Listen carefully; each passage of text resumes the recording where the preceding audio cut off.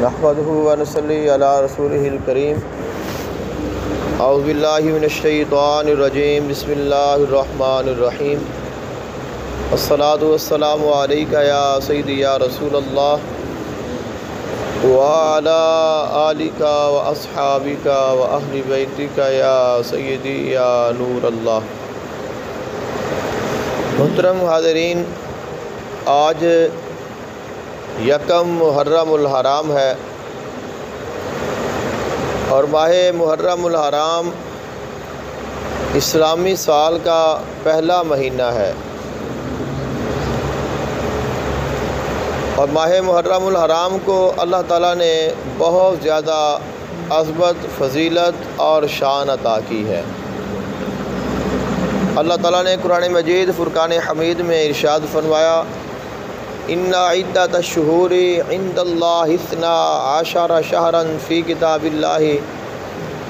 یوم خلق السماوات والارض منها 4 حرم۔ فرمایا اللہ تعالیٰ کے نزدیک مہینوں کی تعداد 12 ہے، اور ان میں سے 4 مہینے حرمت والے مہینے ہیں،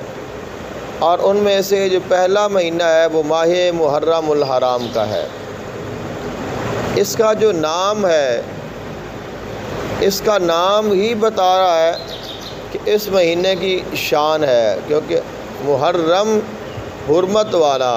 عزت والا، شان والا، تو یہ مہینہ جو ہے یہ بہت زیادہ فضیلت والا ہے، اور اللہ تعالیٰ نے اس کو کئی کمالات عطا کیے ہیں۔ اس میں عبادات، ذکر و اذکار، وظائف، جتنے بھی اعمال کیے جاتے ہیں ان کا جو اثر ہے اور ان کی جو مقبولیت ہے وہ عام دنوں سے کئی گنا زیادہ ہوتی ہے۔ حضور اقدس عالم صلی اللہ علیہ وآلہ وسلم کا فرمان ذیشان ہے، آپ علیہ الصلوۃ والسلام نے فرمایا، ماہ محرم الحرام کے بعد آقا علیہ الصلوۃ والسلام نے ارشاد فرمایا کہ اللہ تعالیٰ نے ماہ محرم الحرام میں روزہ رکھنے کی یہ فضیلت عطا کی ہے کہ ماہ رمضان المبارک کے بعد سب سے افضل جو روزہ ہے وہ ماہ محرم الحرام کا روزہ ہے۔ اس میں روزہ رکھنا آقا علیہ الصلوۃ والسلام کی سنت بھی ہے، اور ماہ محرم الحرام کے روزے فرض ہونے سے پہلے یوم عاشوراء یعنی 10 محرم الحرام کا روزہ رکھنا فرض تھا، تو اس کو اللہ تعالیٰ نے اس مہینے کو یہ شان عطا کی ہے۔ آقا علیہ الصلوۃ والسلام جب مدینہ پاک میں ہجرت فرما کر تشریف لائے تو آپ علیہ الصلوۃ والسلام نے دیکھا صحابہ کرام نے کہ یہودی جو ہیں وہ 10 محرم الحرام کا روزہ رکھتے ہیں، تو ان سے پوچھا گیا تو انہوں نے کہا کہ اس دن اللہ تعالیٰ نے فرعون کو غرق کیا تھا، اور حضرت موسیٰ علیہ الصلوۃ والسلام اور بنی اسرائیل کو نجات عطا کی تھی، تو ہم اس وجہ سے اللہ تعالیٰ کا شکر ادا کرنے کے لیے اس دن میں روزہ رکھتے ہیں۔ تو آپ علیہ الصلوۃ والسلام نے فرمایا کہ حضرت موسیٰ علیہ الصلوۃ والسلام تم سے زیادہ ہمارے قریب ہے، لہذا ہم بھی اس دن کا روزہ رکھیں گے، لیکن ہم اس کے ساتھ ایک اور دن کا اضافہ کر لیں گے کہ ہماری یہود کے ساتھ مشابہت نہ ہو۔ ماہ محرم الحرام اور اس کا جو 10واں دن ہے اور 10ویں رات ہے، 10ویں رات کو شب عاشوراء کہا جاتا ہے، اور دن کو یوم عاشوراء کہا جاتا ہے۔ اس دن کے ساتھ کئی واقعات جو تاریخی اور اسلامی واقعات ہیں وہ جڑے ہوئے ہیں۔ حضرت آدم علیہ الصلوۃ والسلام جب اس دنیا میں تشریف لائے ہیں تو اللہ تعالیٰ نے آپ کو ناراض ہو کر زمین پر اتارا تھا، تو آپ کی جو توبہ ہے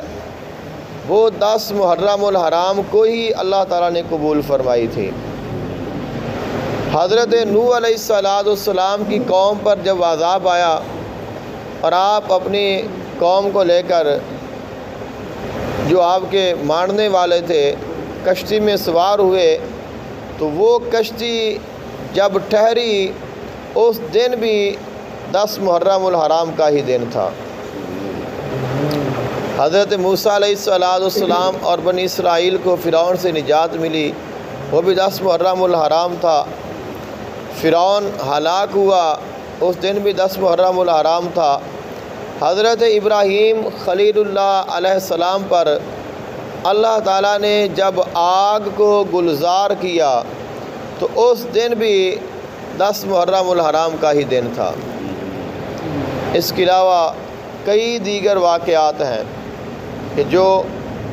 بڑی اہمیت رکھتے ہیں اور وہ 10 محرم الحرام کو رونما ہوئے ہیں۔ تو ان تمام واقعات میں جو سر فہرست وہ یہ ہے کہ حضرت امام حسین علیہ السلام آپ کی شہادت ہوئی ہے، وہ بھی 10 محرم الحرام کو ہی ہوئی ہے۔ یہ محرم الحرام کے جو ایام ہیں ان کو اہل بیت کے ساتھ امام حسین علیہ السلام کے ساتھ بڑی خاص نسبت حاصل ہے کہ اس میں اس کے جو ایک ایک دن اور ایک ایک رات ہے وہ انتہائی قیمتی ہے، اور اس میں کوئی نہ کوئی ایسی بات ہوئی ہے کہ جو ہمارے لیے مشعل راہ ہے۔ اور امام حسین علیہ السلام آپ کے ساتھی، آپ کے خاندان والے، یہ ایک عظیم قربانی ہے جس کا اللہ تعالیٰ نے قرآن مجید فرقان حمید میں ارشاد فرمایا وَفَدَيْنَاهُ بِذِبْحٍ عظیم، کہ ہم نے حضرت اسماعیل علیہ السلام کے بدلے میں ایک عظیم ذبیحہ پیش کیا ہے۔ تو ان کا جو عظیم فدیہ تھا وہ امام حسین علیہ السلام کی شہادت اور آپ کی قربانی ہے۔ تو اس لیے جو ماہ محرم الحرام ہے اس کی حرمت بھی بہت زیادہ ہے، اس میں فضیلت بھی بہت زیادہ ہے، اللہ تعالیٰ نے اس کو شان بھی بڑی عطا کی ہے۔ تو جتنا بھی ہو سکے ہمیں زیادہ سے زیادہ عبادت، ذکر، فکر، شکر، توبہ اللہ کی راہ میں خرچ کریں، اور زیادہ سے زیادہ آقا علیہ السلام کے اہل بیت کا ذکر کریں، امام حسین علیہ السلام کی شان کو بیان کریں، سنیں۔ دعا ہے اللہ تعالیٰ عمل کی توفیق عطا فرمائے۔